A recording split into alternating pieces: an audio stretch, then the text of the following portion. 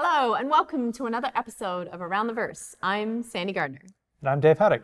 Good to have you back again, Dave. Thank you. In today's episode, we'll see the process that brought the character customizer to fruition, and we'll take a look at the roadmap to get an update on early progress toward Alpha 3.2. Yeah, as some of the devs continue to add polish and improve stability to 3.1 through smaller patches, most of the teams have shifted their focus to the next quarterly release. Yes, they have, and things do move quickly on this schedule, and work is already underway on various features and content planned for 3.2, as you can see if you check out the roadmap. Yeah, you can always follow along for yourself on the RSI website, but for a bit more insight into what the devs have been working on, let's go to Ricky Jetley in the UK. Take it away, Ricky. Thanks, guys. Let's kick things off at the top of the roadmap with characters. Work continues on revisions to several legacy armor sets, with the light, medium, and heavy versions of the Marine and Outlaw sets coming along. And the Port Olisar costume set, also scheduled to be released in 3.2, is being worked on as well. Gameplay is getting a lot of attention this quarter, as we are trying to focus on quality of life improvements and upgrades to current in-game systems and features. We're prioritizing development goals based on the feedback we received through last month's backer survey and the need to make the current version of the game as fun and fulfilling as possible. Improvements to the shopping experience currently being worked on, including balancing and augmenting the in-game economy, adding improved shopping kiosks and an expanded variety of items available to purchase. We've also been upgrading ships and their components so that the way you configure weapons, shield generators, and allocation of power all factor into your ship performance and affect gameplay in significant ways. You'll also see weapons overheat, misfire, and suffer system failures based on configuration, as well as factors like wear and tear, damage, and the quality of the component itself. The VMA and PMA Mobiglass apps continue to receive polish to visual presentation, as well as tweaks to functionality, some of which we saw on Around the Verse a couple of weeks ago. From our community feedback, some of the improvements you are most excited about relate to forming groups and interacting with fellow players. To that end, we have teams working on enhancements that will make it much easier to play with friends, assist, and communicate with other players. Things like quantum linking, new and expanded service beacon contract types like escort will go a long way towards improving the cooperative Star Citizen experience. All you prospective prospectors out there will be glad to hear that the mining mechanics are coming along nicely. With a full loop of mining coded, we can see the mining laser breaking large rocks into smaller pieces, the extraction tools harvesting resources from the fragments and storing them in a ship's storage containers. We can even sell the contents back in Civilization for in-game currency. Work is also being done on the mining HUD and the audio-visual aspects of the mechanics. The idea is to make the gameplay intuitive using sound and graphics cues, minimizing a player's need to refer to the UI, especially as they become more familiar with the process.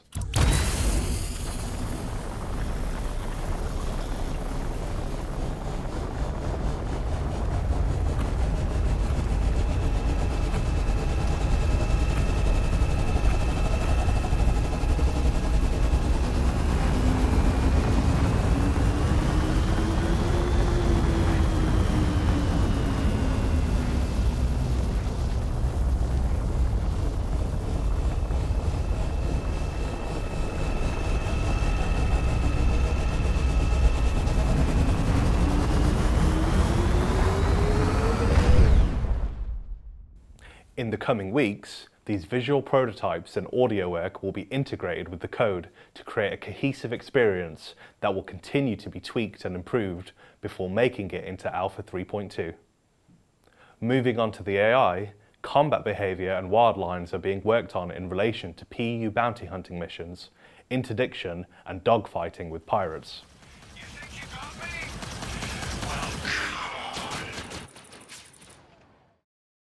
Our ship designers have been working on aspects of the Origin 600i and reworked Aegis Avenger variants as seen in last week's ship shape installment.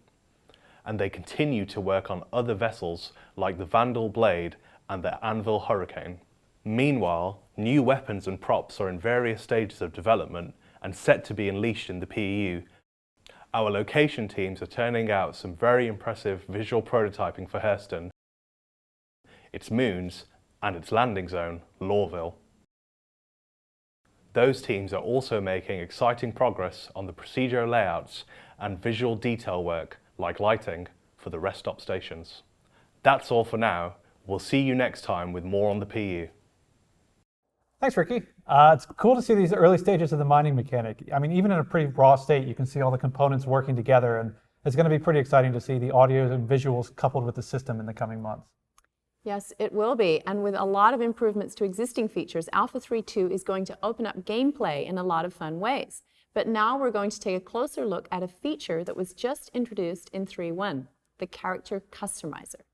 Even though it's only the first iteration of a system that will eventually have many more options, the ability for players to tweak their character's appearance has already added a welcome bit of visual diversity to Star Citizen. In this week's feature, we're going to learn more about the inspiration and process behind the character customizer.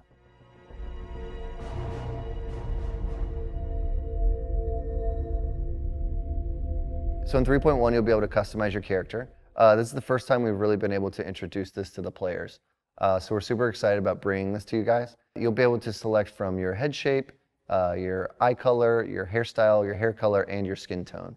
It is a relatively simple character customizer, and it again is kind of just the first iteration of that. But we wanted to get that in front of you guys, firstly, because we've heard, obviously, and we've been talking about this for a long time, wanting to get customization, get it out for the players, and let you guys play around with it. Second off is we have to experience and go through a lot of tech setup issues. So how are we going to deal with items? How are we going to deal with persistency? Because every time you customize your character, we want everybody else to be able to see that in the same way.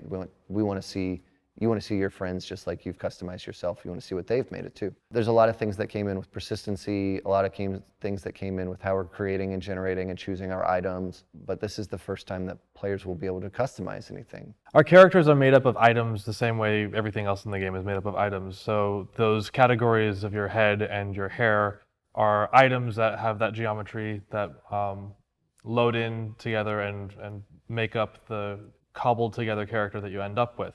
There are a couple of unique items in that set. The color in particular is not actually geometry. The way that we handle the color switching on skin tone and hair color is that when it attaches to an item, it'll actually alter the properties of the thing it's attached to, swap out the materials that it's using. Right, and then like the character team that working on each of the elements were able to provide us with each of those parts that we could piece together to form your custom character. But the modifications that Case was talking about were a special case, right?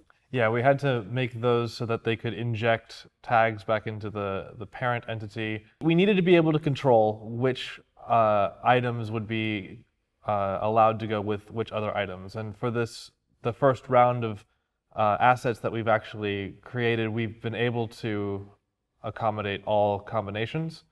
But the system we built in such a way that if we made a particular hairstyle that was going to have some special color or wouldn't support certain colors because we didn't have the art ready, or maybe if it didn't fit the design of what was desired for that art, it would correctly populate the list of here are the hair colors that you can pick, here are the styles that you can pick. So we had it so that it would correctly identify which things you had access to so that we wouldn't have asset issues where they tried to combine things that would conflict. And so you did that via the tag system, right? Yeah, we had tags to define which things were allowed. We had tags to define which things were ready to be in the customizer at all. And we had tags to alter things about which color would be used. And then also we had issues where we hadn't foreseen skin tone was applied to the head, was a fairly new system. And slightly different than what the character team was using in the past, in that we found that the body tone that was made to match the skin tone that you applied to the head, which again wasn't a thing in the past, was something that we had to implement specifically for the character customizer. You want to talk about that? Well, because they're all separate items, they actually had to be addressed separately as well. So when you put a skin tone on your character, it's attaching to the head and also injecting that tag into the body. So it has to be able to traverse the whole skeleton, the whole hierarchy. Right, and then by applying that tag to each of the body parts that were associated with the one that you specifically modified, it automatically allowed that particular tone to be applied to that tag that cascaded down from that hierarchical implementation. It made the data propagate correctly. Right, and because of that, it's great because it now allows, once we implement the system, it allows the character team themselves to create new assets, and this is all data driven. So they make a new head and they make a new skin tone because they applied their tags in the system that we've implemented for them. Once they create that asset and put it into the build, it automatically populates into the menu as a selectable item, and all of the different cascading properties that are applied, just like any other head, can happen simply by creating the asset. And then once they get it set up, we'll take over the implementation and I'll work with the art team to actually get their work in the game properly. It's complicated in that it never really works the way it's expected. So the artist will sometimes have something else in mind, or there isn't always like a perfect communication going on there, which is pretty normal just because things always develop in their own way.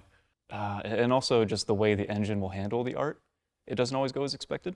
So the artist will make, their piece and it'll look perfect when they make it, but then the engine may interpret it a different way. So then a tech artist's job can be getting what they actually made into the engine in the way they desired it to. This can go wrong with just texture maps, normals, geometry, all kinds of things really. One of the things for the character creator is that you have to have a UI. It's a pretty obvious thing, but everything that interacts together is going to have tack-on effects. And so, for instance, when you made the scene of where you're seeing your character standing, and we initially had problems because our whole front end is unified. So when you move from screen to screen, you're in the same level. And so we had issues where the geometry would still be visible from other screens. You'd go to Arena Commander and you wouldn't be able to see your ship because it was behind a wall now. So we had a couple of surprises there. And similarly for how we're handling the actual layout of the UI to switch from just the generic list of items to having the preview icons, having the preview of the character happening on rollover so that you'd be able to have really, really fast and responsive previewing of the thing that you're going to choose. Obviously, we wanted to make that experience of being able to see what you were going to do to your character as pleasant and as appealing as possible. And because of this, even though Calix is a designer, he was tasked to learn ActionScript specifically for the Flash side of things to make the menus work. So he quickly learned that and was actually the primary implementer of all of the front end that you see in the character customizer itself. So getting all the grids to come in correctly and to keep track of which items are which, and there's a lot of moving parts in even something as simple as the character creator. So for this first iteration, we wanted to make sure that it was reliable and stable and that it just performed as expected. And having the previews there, having the icons, although we're having an issue now where the icons are suddenly not working in client only. And so looking into that now, trying to find out what's happening incorrectly about maybe it's a pathing issue or an inclusions, but yeah, there are very interesting problems with the character creator. The character creator could be described as basically the player's version of our loadout editor. Our loadout editor is the way we've assembled all the characters in the game so far. So basically like all of our A-list actors to just our random NPC, we do those in this editor called the loadout editor, which works within our Lumberyard space engine. And essentially, it's just picking from massive lists of assets that we've gotten from character art, implemented into the game, and then assembling together as a whole character. And really just the character creator that we've created now for the player is just a much, much nicer version of that. Of course, the implementation to simplify it that way is where things can go wrong. That's why this process was a little more complicated, because of course you want to make it, more user-friendly, whereas on the developer side, things can become very user-friendly just in the process of, moving forward. We have a texture we put on this skin, like you put a face on this character's model. And then for the player to do it, it seems like it'd be the same thing, but there's a lot that changes in terms of markup and limitations. Because on our end, we can do a lot wrong, whereas for the player, you don't want them to be able to do anything wrong. You want to remove any chance of error for the player, and that's essentially what like the peak of the character customizer is. Give them as much flexibility as possible in the most stable environment. Just like a level or any type of logical system, Calyx had to set up the menu itself so that it had a logic tree. So selecting this particular category brought up this submenu that populated that item list by the number of items that were exposed to the character customizer itself. Then laid out all the icons in a nice, easy format. Hovering over them did preview those items for you, so that you didn't have to commit to them before you did that. Once you hit accept, then all the windows disappear, and then the confirmation window comes up, giving you a clear view of your character that you can see, making all those buttons do the correct thing, so that by saving or canceling, it goes to the right place and saves out that particular loadout for your character. All the hooks were done through the front end of the menu. Once we had the character up and ready to preview, it felt kind of lifeless, just sort of standing there, and just even swapping things out was very clinical and weird. So we brought in the animations to try to give it some life, and we found quickly that a lot of our animations were not suited for standing around and being stared at for extremely long periods of time. So you'd start getting a lot of repetition, a lot of patterns that you wouldn't normally notice just wandering around. With our animations, was very apparent when it's right on screen in front of you for 5 minutes. So we started putting in the fidgets that we have to be able to randomly choose between different expressions and just the idle state. So we actually had to make some new tech for that, because the way that we handle Mannequin relies on code to trigger everything, because we never want you to be beholden to animation. We always want to make sure that the game is in charge of what you're doing. Right, and it's the way to make the character feel a little bit more alive. And we want to, again, represent what you'd see in the game as someone that's moving around and doing all your actions within the game. So once we had that, we had to make Mannequin able to actually loop which animation it would choose, because it's capable of choosing from a variety of fidgets. But all the loop tech that we had would lock you into a single animation, and so you would keep doing the same thing, which just puts us back on the same problem. So we had to make a modification to that animation code in order to be able to make it choose the Mannequin fragment each time it completes, and so we have a new kind of loop that's sort of a meta loop. Since we're talking about technical aspects of the character customizer, some of the basis of the character customizer came from the same method in which you customize your armor and your clothing in the game, which is through the PMA. And so we definitely needed to disconnect some of those ties that were directly accessing those bits of code, specifically because the character customizer required a little bit of different methodology as far as handling the different bits of the items that actually made up your character. And so that was one of the first tasks that we embarked on, was to see which parts of the PMA that we needed to keep, and see which ones we needed to have a different path for to make the character customizer work fully. That was a bit of a growing pain situation, but yeah. As we started iterating and finding bugs in the system, we were quickly able to identify what needed to be changed and what was perfectly good. Even something as simple as the order that items appear in the list, the character customizer has different goals than the personal manager does. So when you're dealing with your inventory, you're not expecting to see your hair colors all in a row to move from a lighter color to a darker color and make sense, as opposed to kind of a random order or based on just their name. Even something as simple as just getting the sequence of these items into a familiar or logical order would often run into problems with the way that we needed to handle it elsewhere in the game, using the same item methodology.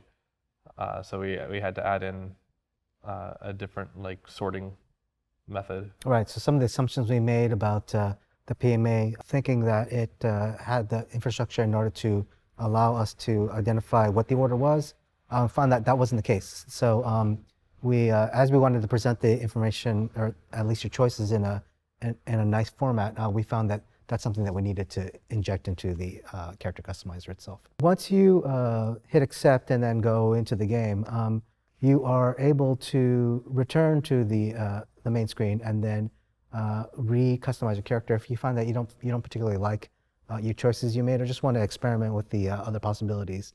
Believe in the future, we're going to make that a function in which you need to go to, say, a specialist shop or some kind of cosmetic surgeon area. Yeah, there would actually be body modification vendors that you would seek out in the universe, and maybe some would have a different selection of the kinds of things that you can change about your character. So it would be more of an immersive thing, that if you see somebody with particular features, that means they've done particular things to get that. Right, so there'll be physical locations in which you actually go to and make these changes occur, rather than just being a menu at the beginning of the game. So for the character team, the biggest challenges for the character customizer were getting all the assets ready. So making sure that the skin tones were blending between the bodies and the heads. Those are technically separate assets, so it's a little bit of work to make sure that they all line up well. Additionally, just kind of creating different assets. We've shown some of this before, but different hairstyles, different hair colors, different eye colors, and just making sure that they all really work together. The biggest challenge was actually the hair. So whenever you start including hair, especially in our game where you are able to wear lots of different outfits, it creates problems. For example, some bugs that we experienced were, let's say I'm put on a hairstyle and it's a longer hairstyle, so maybe it's the mohawk or something like that.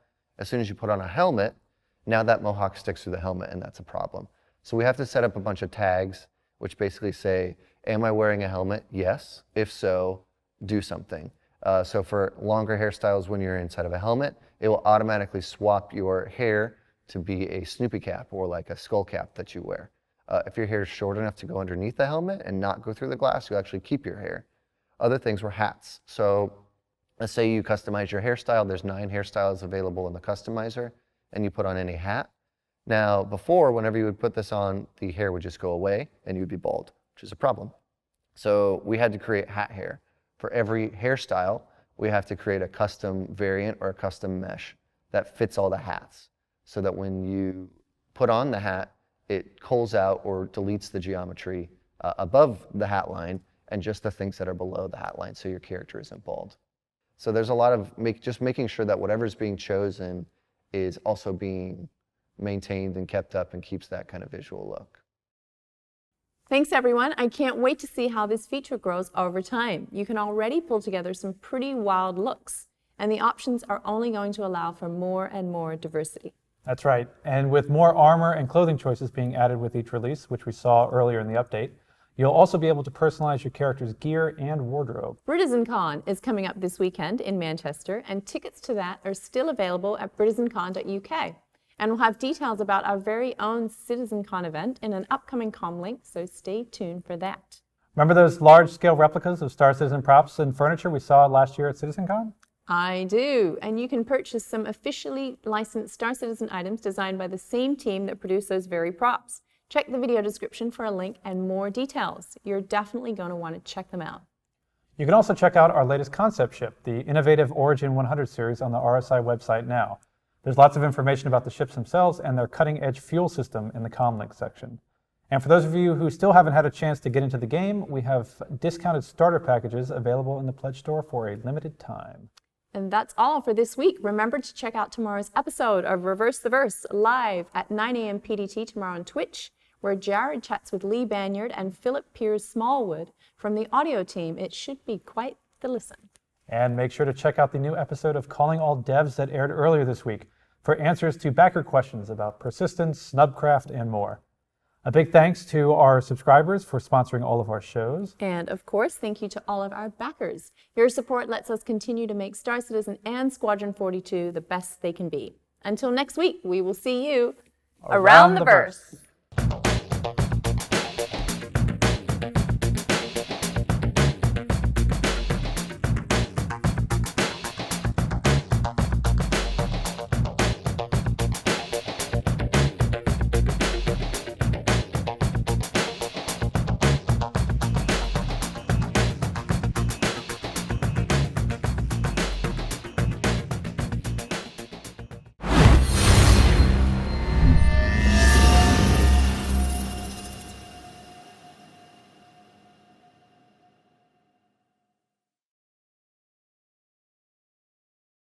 Thanks for watching. For the latest and greatest in Star Citizen and Squadron 42, you can subscribe to our channel, or you can check out some of the other shows, and you can also head to our website at www.robertsspaceindustries.com.